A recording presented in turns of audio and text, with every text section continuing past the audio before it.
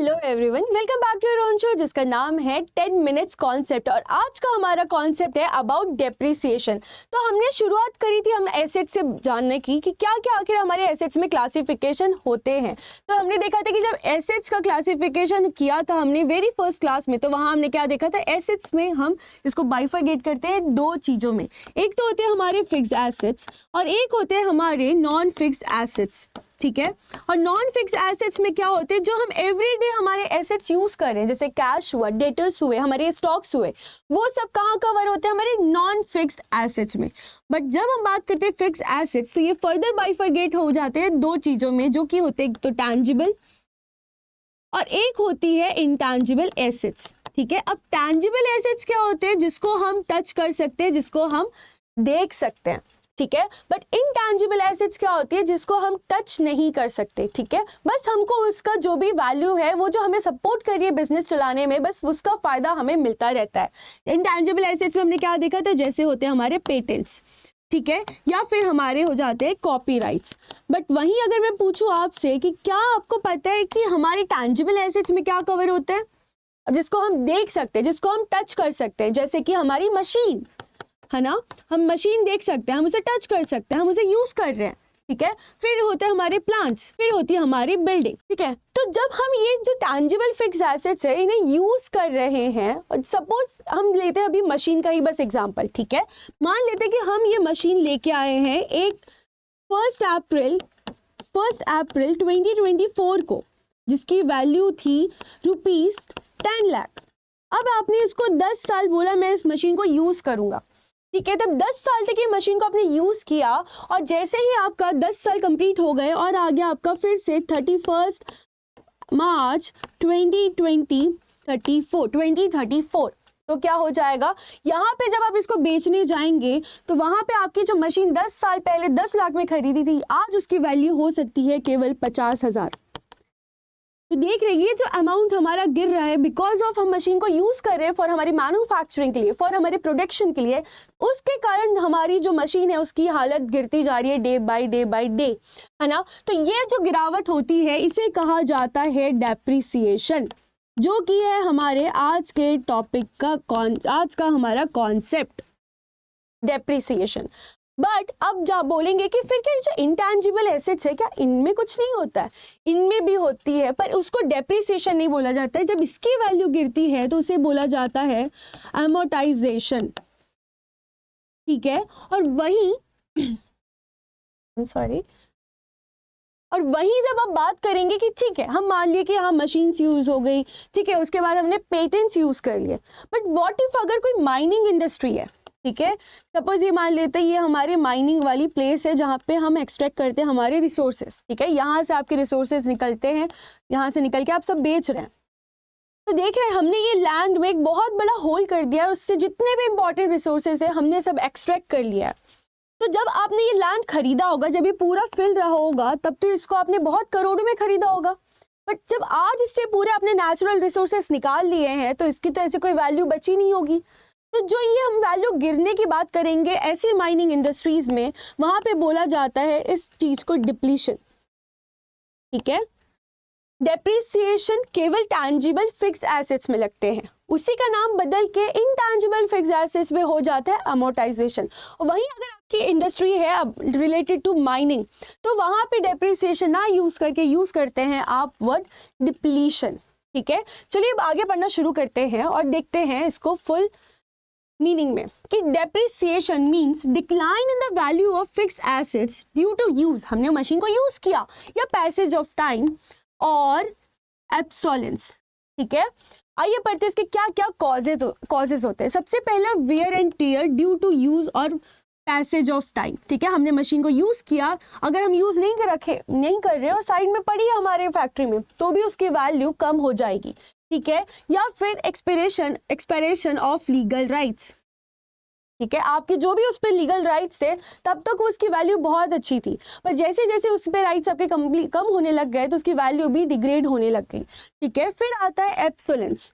First है जिसमें technological changes. अब डेली इतनी चीज़ें बन रही है, इतनी इनोवेटिव चीज़ें आ रही है कि डेली हमको बहुत सारी टेक्नोलॉजी अपग्रेडेशन मिलती है। तो हो सकता है जो हम मशीन लेके आए थे 10 साल पहले वो वाली टेक्नोलॉजी अब काम ही नहीं आ रही होगी। सेकेंड हो सकता है आपके इम्प्रूवमेंट्स इन प्रोडक्शन मेथड्स। ठीक है, पहले हम करते थे कि बहुत सारी लेबर को रखते थे, बट जैसे जैसे टाइम चेंज हुआ हमने ले आई बहुत सारी मशीनें। ठीक है, लेबर्स के बाद हमने लेबर्स और फिर मशीन यूज़ किया, इनके बाद लेबर्स को हटा के केवल अब हम मशीनों से काम करवा रहे हैं। तो अब देख रहे हैं हम कैसे न्यू मशीन्स और टेक्नोलॉजी यूज़ कर रहे हैं। उसके बाद थर्ड चीज़ हो सकती है आपकी change in market demand for the product और service output of the asset. अब हो सकता है जो आप वो मशीन यूज़ करके प्रोडक्ट बना रहे होंगे, अब उस प्रोडक्ट की इतनी डिमांड नहीं रही, तो आप वो जो मशीनों से क्या करेंगे, मार्केट में जाके बेच देंगे या उसे कबाड़ में फेंक देंगे। तो उस टाइम पे उसकी वैल्यू एज इट इज़ नहीं रहेगी, वो हो जाएगी डिक्रीज। ठीक है, अब बात करते हैं आखिरी पॉइंट की, वो है हमारा लीगल और अदर डिस्क्रिप्शन। हो सकता है वो जो आपने मशीन लेके आई हो किसी से खरीद करके और वो ऑलरेडी किसी डिस्प्यूट में होगी, तो उसकी वैल्यू ऑलरेडी जीरो हो चुकी होगी और आपके पास आने के बाद भी वहाँ पे उसकी वैल्यू जीरो होती चली जाएगी। नेक्स्ट आते हैं कि एबनॉर्मल फैक्टर्स। एबनॉर्मल फैक्टर्स कैसे कि आग लग गई, ठीक है, या फिर एकदम से बाढ़ आ गई तो मशीन ही बह गई हमारी, ऐसा कुछ जो भी हो सकता है वो होगा हमारे एबनॉर्मल फैक्टर्स में। अब बात करते हैं कि डेप्रिसिएशन में हमको कितने टाइप के मेथड्स पढ़ने पड़ते हैं। आखिर ये जो हम बात कर ली डेप्रिसिएशन मतलब वैल्यू गिर जाना, तो वो तो वैल्यू गिर रही है, उसे कैलकुलेट कैसे करेंगे। ठीक है, इसके दो मेथड्स हम मेनली पढ़ने वाले हैं अपनी क्लास में। एक है हमारा स्ट्रेट लाइन मेथड और एक है रिटर्न डाउन वैल्यू मेथड। चलिए सबसे पहले शुरू करते हैं पढ़ना स्ट्रेट लाइन मेथड, जिसको हम बोल भी सकते हैं SLM मेथड। ठीक है, चलिए पढ़ते हैं कि according to this method a fixed and an equal amount is charged as depreciation in every accounting period during the lifetime of an asset। ठीक है, फिर पढ़ते हैं सेकेंड कि इसको और किस नाम से बुला सकते हैं, also known as fixed instalment या फिर fixed percentage on original cost method. ठीक है, अब मैं आपको एक एग्जांपल देती हूँ कि मान लेते हैं कि मैंने ले आई है एक मशीन। ठीक है, यहाँ लिखना शुरू कर रही हूँ कि एग्जांपल ले रहे हैं, मैंने मशीन परचेस करी है 1 लाख की। ठीक है, और उसकी लाइफ मैंने बोली है कि उसकी लाइफ होगी 10 ईयर्स की।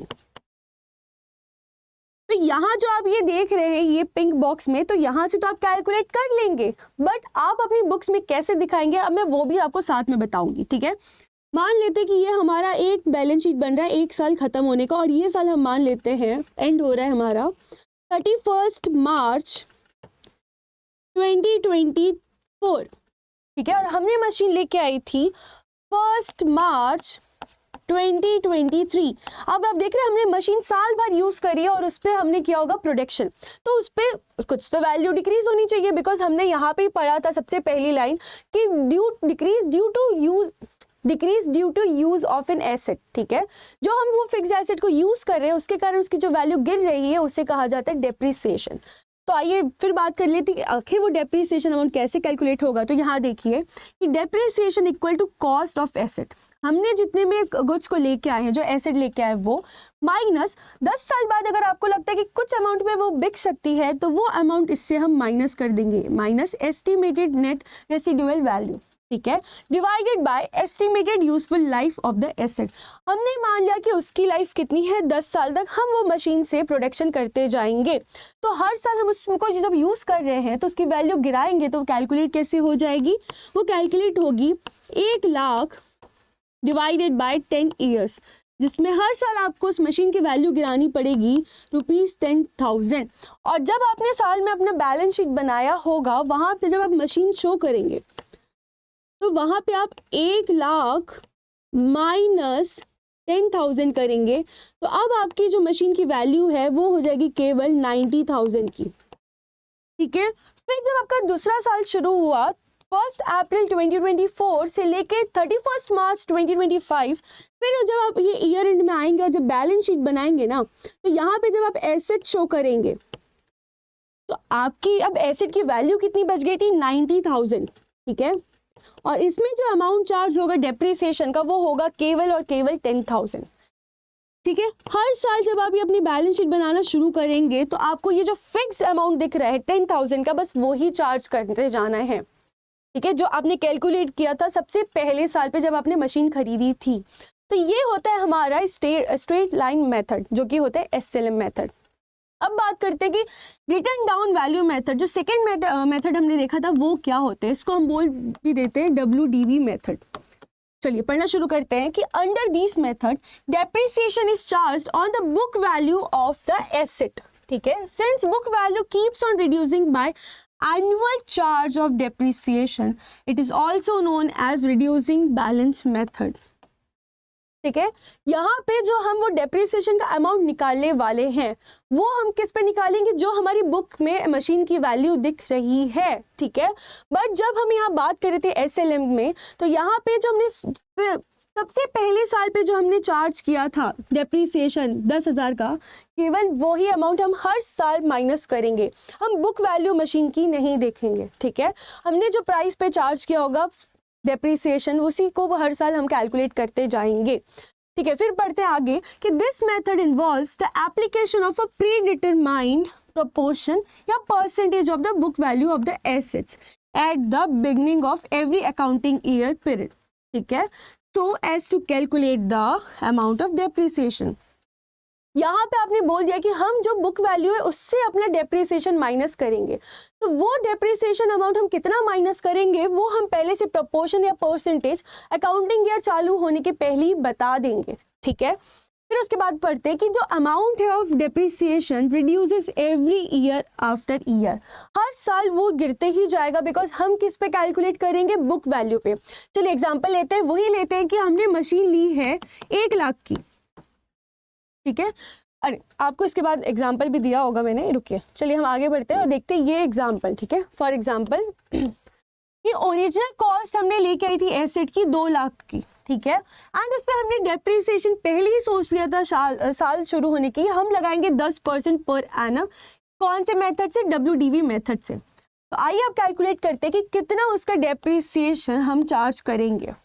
जब आपने फर्स्ट ईयर कैलकुलेट किया होगा, जिस साल आपने मशीन लेके आई है, और यहाँ पे हम मान रहे कि हमने उसे साल भर यूज किया है, तो क्या हो जाएगा डेप्रिसिएशन 2 लाख पे प्री डिटरमाइंड अमाउंट हमने कितना सोचा था, 10%।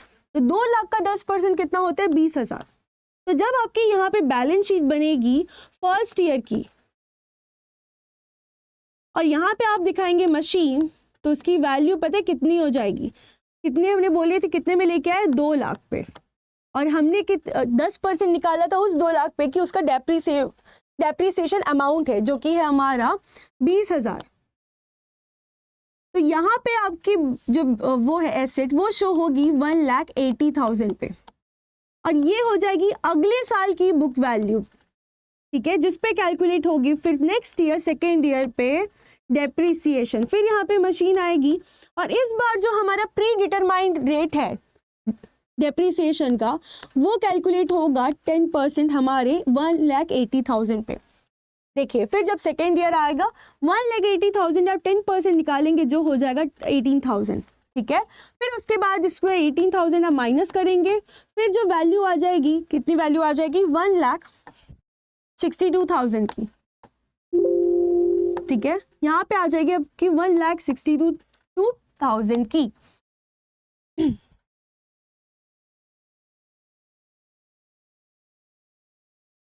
ठीक है, तो ये देख रहे हैं आप कैसे हर साल जो हमारा जो डेप्रिसिएशन का अमाउंट है वो चेंज होते जा रहा है। ये होती है हमारी WDV मेथड। ठीक है, देखिए मेनली जो बिजनेसेस होते हैं, जो भी इंडस्ट्रीज होती है, वो ये 2 ही सिस्टम ज़्यादातर फॉलो करती है, अनलेस एंड अनटिल उनको किसी ने स्पेसिफाई करके बोला ना हो कि आपको WDV ही यूज़ करनी है या केवल SLM यूज़ करना है। अदरवाइज एंटिटी के पास राइट होता है कि उनको जैसे यूज़ करना है, जो मेथड यूज़ करना है उनको लगता है सुटेबल, वो यूज़ कर सकते हैं। तो हमने यहाँ जान लिया अबाउट डेप्रिसिएशन एंड उसके मेथड्स। और अगर आप JAIIB के कैंडिडेट से फॉर May 2024, तो इस संडे प्रियांशु मैम के साथ आप लोग जुड़िएगा, जहाँ पे मैम लेके आ रही है आप लोग के लिए न्यूमेरिकल क्वेश्चंस फुल AFM का इन 1 शॉट। ठीक है। और इसी के साथ आपको बता दूं, अगर आपने रजिस्ट्रेशन करवा लिया है और आप सर्च कर रहे हैं कि आखिर कौन सी बैचेस हमें चूज़ करनी चाहिए और कहाँ जाना चाहिए, तो आपको जल्दी से बता देती हूँ कि आपको जाना है अड्डा 24/7 की साइट में। ठीक है, यहाँ पे आप डालेंगे अड्डा 24/7 की साइट में, कोर्स सिलेक्ट कर लेंगे कि आपको कौन सा पैक चाहिए। JAIIB का महापैक चाहिए, और इसमें हमने अभी 6 मार्च को ही लॉन्च किया है 2 बैचेस, एक बाइलिंगुअल और एक इंग्लिश मीडियम। ठीक है, जो बाइलिंगुअल है वो है हमारी मंजिल, और जो इंग्लिश मीडियम हो जाएगी वो हो जाएगी हमारी एम। और इसमें अगर आपको अभी देख सकते हैं कितना डिस्काउंट दिख रहा है, 78% का ही। बट अगर आप ये यूज़ करते हैं Y895 तो आपको मिल जाएगा डिस्काउंट 81% तक। ठीक है, तो जल्दी से जाके ये बैचेस आप ज्वाइन करिए अगर आप JAIIB के मई 2024 के कैंडिडेट हैं तो। Thank you.